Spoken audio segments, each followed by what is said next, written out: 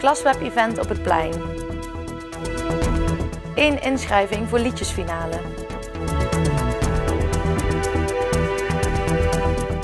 Het is vandaag 26 mei. Dit is het PLMA-journaal. Er wordt druk gelobbyd voor een glasvezelnetwerk in de gemeente Venray. Om ook de laatste inwoners van het nut te overtuigen, werd afgelopen zaterdag het glasvezel-event georganiseerd. Afgelopen zaterdag werd het Glasweb-event in Venray georganiseerd. Tegenwoordig heeft iedereen 1 of meer computers thuis. Hierbij hoort natuurlijk een aansluiting op het internet. Het gebruik van het internet is de afgelopen jaren explosief gestegen. Ook het aanbod op internet is enorm vergroot. Moest men in het begin nog inbellen, maakt men tegenwoordig veelal gebruik van de vaste internetverbinding. In de gemeente Venray is men druk bezig deze verbinding nog sneller te maken door het gebruik van het glasvezelnet. Glasvezel houdt in dat we in de hele gemeente Venray een glasvezelkabel aan willen gaan leggen. En die glasvezelkabel, dat is eigenlijk de opvolger van de coax. Vroeger hadden we de koper voor de telefoon en die is opgepoetst zodat er op geïnternet kan worden. Daarna kwam de coax voor de televisie en die is ook opgepoetst voor de internet. En nu is er de glasvezel en die heeft als hoofddienst het internetten. Maar ook daarover kun je telefoon en televisiediensten ontvangen.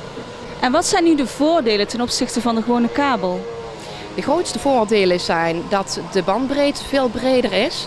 Als je kijkt, de coaxkabel, die is altijd de upload. Dus het versturen is altijd maar 10% van het binnenhalen. Dus als je een abonnement hebt van 150 MB, dan kun je 150 MB versturen, maar je kunt maar 15 MB binnenhalen. En het grote voordeel van glasvezel is dat het altijd symmetrisch is. Dus als je 150 MB kunt versturen, kun je ook 150 MB binnenhalen. Denken jullie dat jullie het aantal aanmeldingen gaan halen? Ja, heel zeker. Als ik zie hoe groot de stijgende lijn qua aanmeldingen is de laatste weken, maar zeker de laatste week. En zeker als we ook kijken naar de laatste paar dagen, ja, die schieten gigantisch omhoog. Mede ook omdat Wonen Limburg van de week publiekelijk uitgesproken heeft dat alle huurders aan kunnen melden op glasvezel. Dat het een zelf aangelegde voorziening is, maar dat iedereen zonder problemen aan kan melden. Zien we ook dat de huurders het vertrouwen hebben en dat alle huurders in Venray zich ook massaal aan het melden zijn. En wat zijn de kosten om jullie aan te melden? Geen. Je hebt geen aanlegkosten. Op het moment dat u nu aanmeldt, dan wordt u klant en dan wordt u gratis binnengelegd. Als u in het buitengebied woont, dan betaalt u €5 extra per maand. Heel veel mensen uit het buitengebied vinden het niet eerlijk. Nou, op zich misschien van de ene kant terecht. Van de andere kant, als we kijken wat het aansluiten van het buitengebied kost, is zo ontzettend veel meer als die €5 per maand. Zodat de mensen eigenlijk maar een heel klein beetje zelf bijbetalen. Toch blijven de aanmeldingen wat achter. Vooral in Venray. Hiervoor werd afgelopen zaterdag een Glasweb-event op het Schouwburgplein georganiseerd.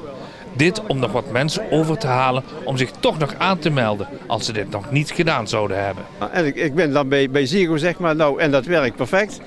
Dus, en glasvezel zal misschien wel werken, ik weet het niet. Maar dan zou ik er gewoon meer mee moeten doen. Nee, we hebben ons niet aangemeld, nog niet. Het gaat ook niet lukken bij ons. Wij wonen op een soort bungalowpark en daar hebben ze geen glasvezel. Dus terwijl het misschien zeggen, ja god, nou doe het voor die anderen, dus dat iedereen dat krijgt. Maar zoals ik het op het moment zie, is het gewoon, voor mij is het niet interessant. We zijn hier voor informatie en dan misschien, maar dat weten we nog niet. Toch zijn er al diverse mensen die zich wel hebben aangemeld voor de glasvezel. Waarom kiezen zij voor dit nieuwe initiatief? Omdat mijn huidige verbinding niet is wat ik ervan verwacht. Nou, ik heb een zoon die zit in het buitengebied en die heeft nou een gewone verbinding. Heel traag, met studerende kinderen en alles. En dat is echt een enorm probleem om daar op tijd alle informatie die ze van school en dergelijke hebben, om die binnen te krijgen. Nou, ik denk dat het een beetje verbetering is zo. En dat was voor ons in elk geval een reden om die zaak te steunen. Al hebben wij er zelf niet direct zo'n belang bij. Ja, snel internet, hè? Veel downloadcapaciteit. En daar gaat het toch tegenwoordig om. Op 30 mei is de deadline om je aan te melden voor de glasvezel. Maar wat gebeurt er als er zich te weinig mensen aanmelden? Zolang als hij niet in de straat aangelegd is, betaalt u geen aanlegkosten. Maar voor ons is het ontzettend belangrijk om alle aanmeldingen voor 30 mei binnen te hebben. En dat heeft een hele simpele reden. Het hele project kost ongeveer 21 miljoen euro. Maar goed, we hebben ze hem allemaal niet zomaar in de tas of op een nachtkastje liggen. Dus we zullen daarvan aan een financier moeten. En de financiers die willen gewoon die willen weten dat het haalbaar is. En die zeggen, wij willen zien dat er 30% aanmeldingen binnen de bebouwde kom en 50% buiten de bebouwde kom is. Wil je ook een glasvezelkabel proeven? En dan gaan ze uiteindelijk naar de woning toe. En heb je een idee op hoeveel aanmeldingen jullie nu zitten? Dat idee heb ik, maar dat ga ik niet naar buiten brengen. Het blijft dus nog even spannend of de ouderwetse kabel in Venray plaats gaat maken voor de nieuwe glasvezel. Het lijkt nog ver weg, maar op 26 september vindt het jaarlijkse liedjesfestival van de Pielhaas plaats. En dit jaar is dat een bijzondere, want de vereniging viert haar 7x11 jubileum. Ondanks dat de inschrijving binnenkort sluit, is er op dit moment nog maar 1 inzending binnen. Nee, ik maak me nog geen zorgen, als ik eerlijk ben. Er zijn nog een hoop liedjes in de welbekende wandelgangen. Natuurlijk zijn dat en blijven dat wandelgangen, dus op het moment dat het binnen is, dan zijn we er zeker van. Maar ja, we zijn nog absoluut vol vertrouwen. Volgens Paul van Lipzig zijn er naast Ramon Barends, die al een liedje heeft ingeleverd, ook bekende vasteloversartiesten als Dave Kavis, Lisanne Arts en Nevenend muzikaal bezig voor het liedjesfestijn.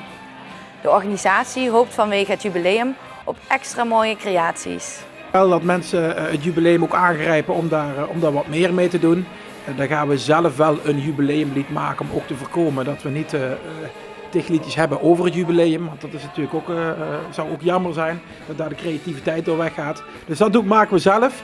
Ja, we hopen natuurlijk dat steeds meer mensen en ook nieuwe mensen het aangrijpen om bij ons een liedje in te leveren. Mochten ze daar hulp bij nodig hebben, kunnen ze ons ook altijd bellen. Rondom het Liedjesfestival zijn ook 2 extra acties bedacht. Ik weet dat mensen op de cd-hoes kunnen komen staan met hun naam. Dat kost €5 per naam en dan worden ze vereeuwigd op het cd-hoesje. Dus komen net met namen, bijvoorbeeld van het hele gezin of met een vriendengroep of noem het allemaal maar op. Dat kan allemaal, carnavalsverenigingen kunnen namen allemaal opgeven. Dat zal ook via de site bekendmaken hoe dat allemaal gecoördineerd wordt. Plus dat op de site ze ook kunnen stemmen op een top 11. Er komt een speciale 7x11 cd en daar wordt dadelijk een top 11 komt daaruit. Dan hebben wij een lijst van samengesteld en die staat ook op de site waar ze op kunnen stemmen. Op 7 juni sluit de inschrijftermijn. Tot zover dit Belemaasjournaal. Deze uitzending wordt herhaald tot en met woensdag 6 uur 's avonds. Donderdag is er weer een nieuw journaal. Weer of geen weer, bij ons is het altijd vakantieweer. Vannacht blijft het droog. Morgen begint de dag zonnig. Naderhand zullen wolkenvelden het weerbeeld bepalen, afgewisseld met wat opklaringen. Het wordt zo'n 19 graden.